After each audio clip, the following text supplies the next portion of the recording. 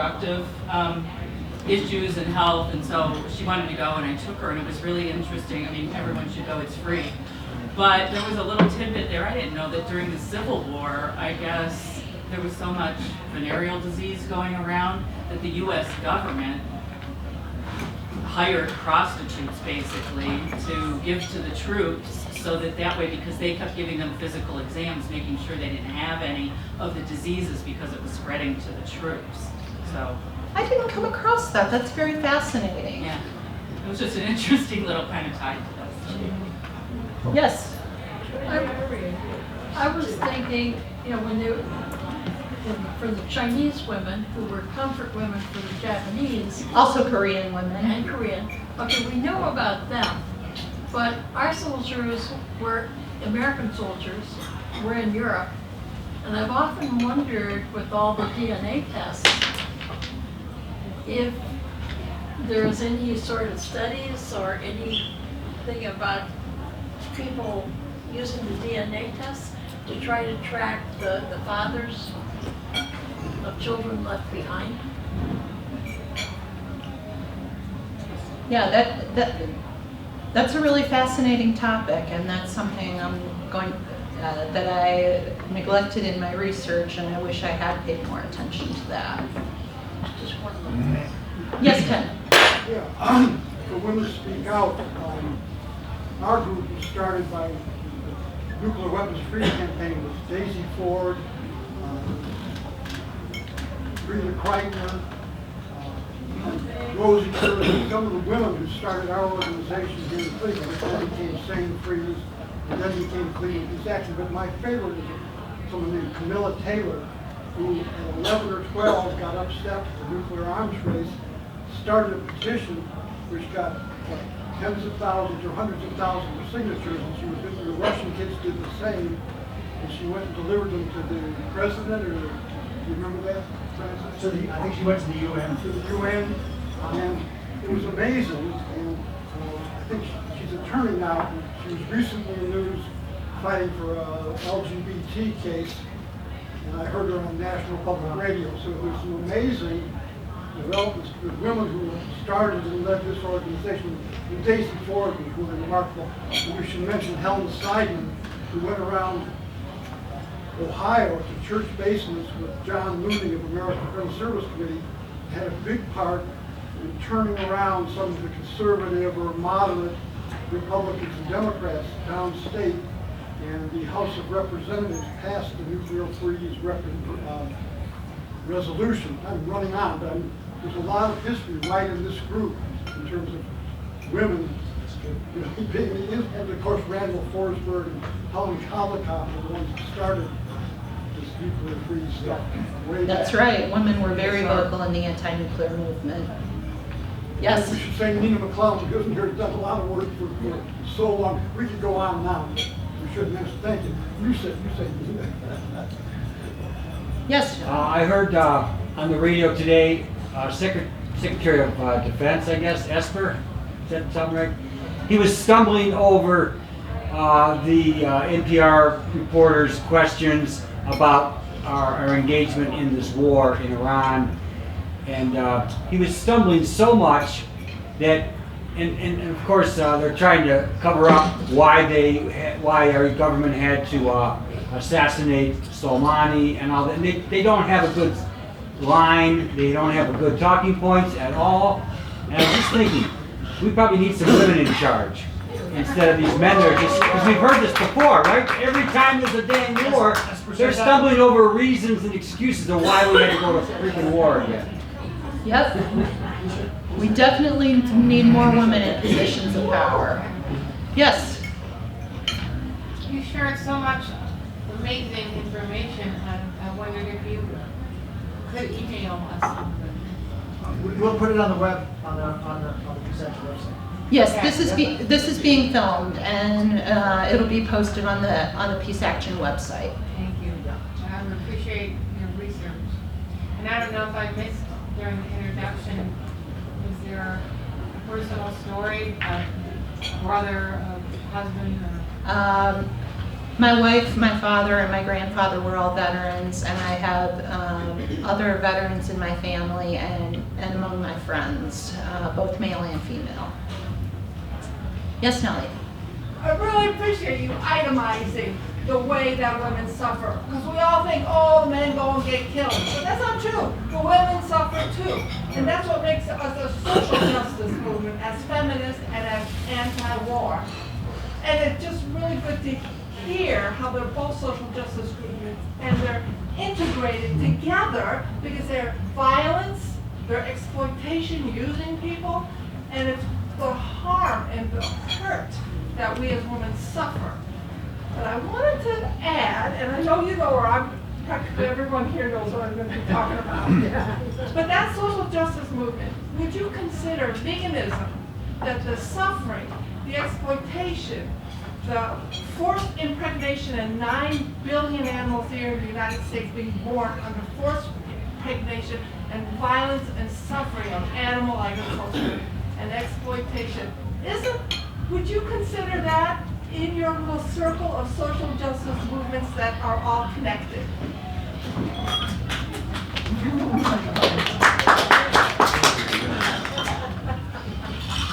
Any further questions, comments? Yes? So this was a lot of research and really valuable information. So what suggestions or what thoughts did you have about what can be done for the future, or currently and as well as in the future? Well, I think women need to keep doing what we've always been doing, what we've always been good at. Starting at home, educate our families, reach out to our neighbors, our friends, our faith communities if we have them. We need more women to run for office, especially on peace platforms. And we need them at all levels because peace and justice isn't just a global thing, it's also national, state, and local. Gun control is a peace and justice issue. Police brutality is a peace and justice issue. Yes, Jack? Yeah, I think what Nellie was getting at, was trying to ask, point out that, feminism, we love the concept of feminism. I mean, it connects to everything. Oh, yeah, I think what Nellie was getting at was like, with the feminist concepts, which are spot on about, for nonviolence, it becomes a little contradictory when the feminist concepts don't include really animal exploitation is a feminist issue. Oh, certainly it is. Animals. Thank you. And if we go home, if we call for peace and we talk about feminism, but then we go home, men and women and men, and we go home and support support exactly what we're fighting against, then it contradicts, everything that we stand for. And it almost precludes ever getting to where we need to go, because if we are a society that brutalizes 70 billion animals a year, we can't possibly be a society that, that can find peace in our own realm. It's a contradiction in terms, because the mentality underneath it all, is anti-life and, and pro-war, pro-domination, pro-war, pro-exploitation. So I think that's what. Oh, I understood what Nellie was getting at. Yeah. So when we talk about animal rights, it's not like we got our own agenda. We just go, we want to include our animal rights. I'm speaking for myself, but I can speak for almost all vegans.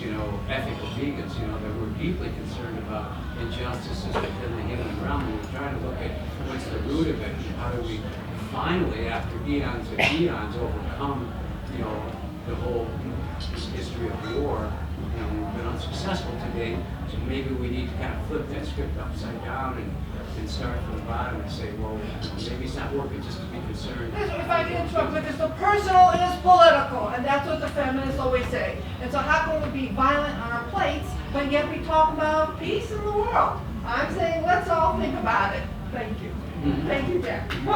Thank you, Nellie. Yes, Mark? I guess I would say that sometimes for women, peace is complicated. I'm Can you speak thinking louder? in Colombia, when the 2016 peace accords were signed with the guerrilla group, the FARC guerrillas, which included women fighters, laid down their arms. In the political and military vacuum in those areas that followed, in went these right-wing paramilitary groups. One of the first things they do is set up a brothel, and the local women are forced into service in these brothels if they're not simply raped outright. There is very little that can be done because the government is weak and often cooperates with the paramilitary groups, and the FARC have given up. And so there is no protection. And in many of these villages, especially in remote areas, women and even their children are at the mercy of these paid death squads. And they pay a horrible price. And when we were there, women recounted to us how they were treated. You're absolutely right. I did see some information about Colombia in my research. Just to reinforce Melanie, the holistic approach. I went to the National Green Gathering way back in Amherst, Massachusetts, whatever that college is. The liberal college, you would say it. The boys in the league. Bruno? No, it's in, well, anyway, it doesn't matter. There was a whole workshop on ecological feminism that filled the auditorium with all the women who were militant on ecological feminism. And there was the philosophy that there's Mother Earth, and then the rape of women is not unconnected with the rape of the earth. And the rape of Mother Earth, and so there was a whole philosophical, ideological look at these connections. And there's one book that I think is really good. It's called The Chalice and the Blade. And it has about a Lithuanian anthropologist who cleaned houses while she was getting a PhD at Harvard, then went to did archaeological research in Turkey and found these earth goddesses, the little statues. And the men archaeologists said those were pornographic representations. No, that was a unitary symbol of men and women honoring the earth and honoring women who gave life. So Chalice and the Blade is a good place to really tie all this together. That's good, I like that. Excellent. Yes, Francis. Maybe the flip side of that. In the present day, we have a president who is perhaps the anti-feminist, anti-feminist president, and this is certainly illustrated by his assassination of Imran. And why did he do this? He didn't have a rationale. Well, there was a rationale, but it was made up. And based on what I've read, it's planned. There was no imminent danger. So why did he do this? He did this because he wanted to be tough. He wanted to appear tough, tougher than the next guy.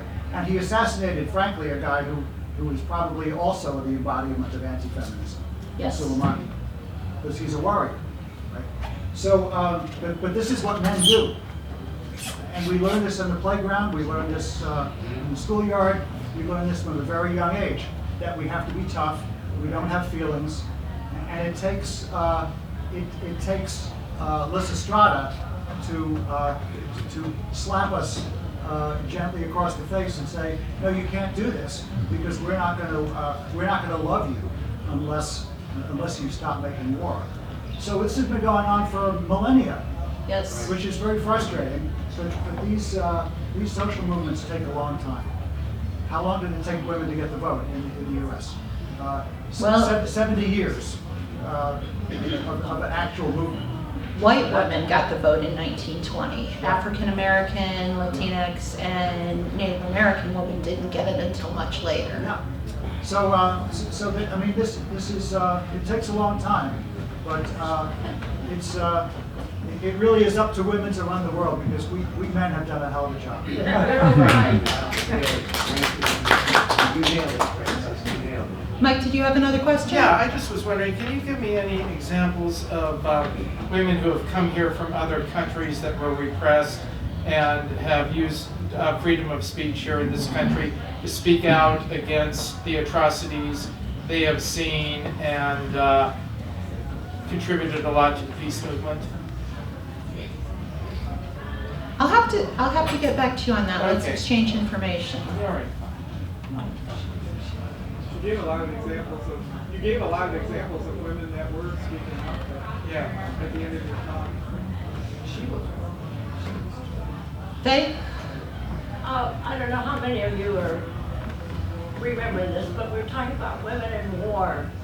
You remember, how many of you remember saving tin cans and the fat from your food to go to the war effort in World War II? I'm the only one, right? Okay, fine with it. My mother left us in junior high. I was in junior high. She went out to work to go after people who didn't show up for their job in a factory that made mortar shells. When I grew up and was starting to play at a Mennonite church, I met a woman who was a professor at Akron U, and in her early days, she taught gunnery during World War II to the Navy.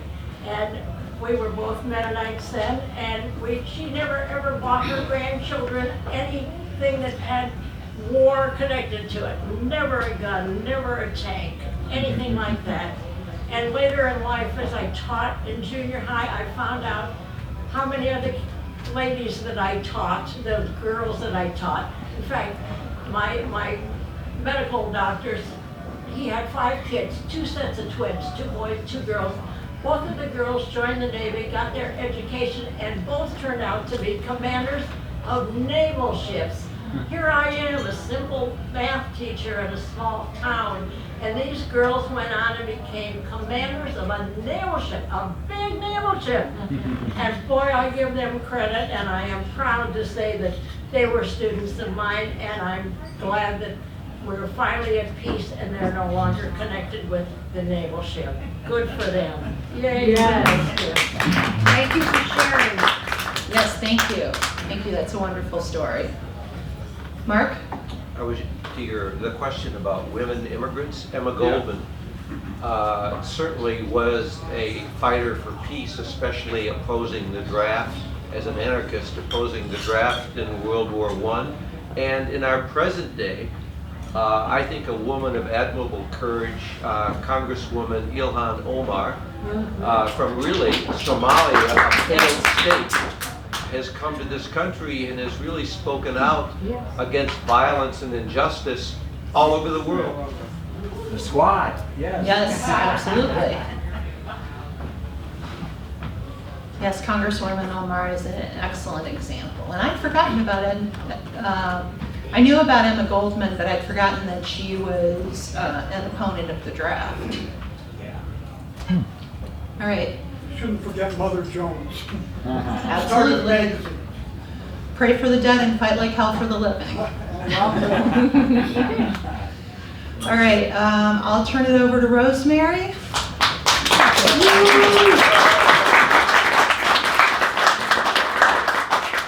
Francis, if you could come up here and tell us about next month's speech. It was postponed. We were going to have it, I think, in November, but it was a very particularly bad weather day, so we postponed it. So you'll see this in your email tomorrow. I don't like to announce these things for the next month until we're done with the previous month. So look for it tomorrow. But on February the 11th, we will have Shelley Rose, who is a professor of history at Cleveland State University. And it sounds academic, but what she spent her lifetime discussing or researching is activism. And particularly peace activism. So she's going to, and she's a younger academic. I would say she's not a full professor. I think she's an associate professor. So she has a lot to say about activism today. And our group tends to be a little, well, shall we say, gray Right? So she's going to talk about peace activism in the digital age. She's a very engaging and extremely bright person, and I think she's going to have a lot to offer. And I hope that we will take away some ideas about how we can do things in peace action a little differently in this particular moment in time, because it's going digital, right? The activism that we did during the nuclear freeze campaign, we don't do that anymore. It's different. So, like everyone else, we have to change with the times. So come here February 11th, Shelley Rose, Peace Activism in the Digital Age.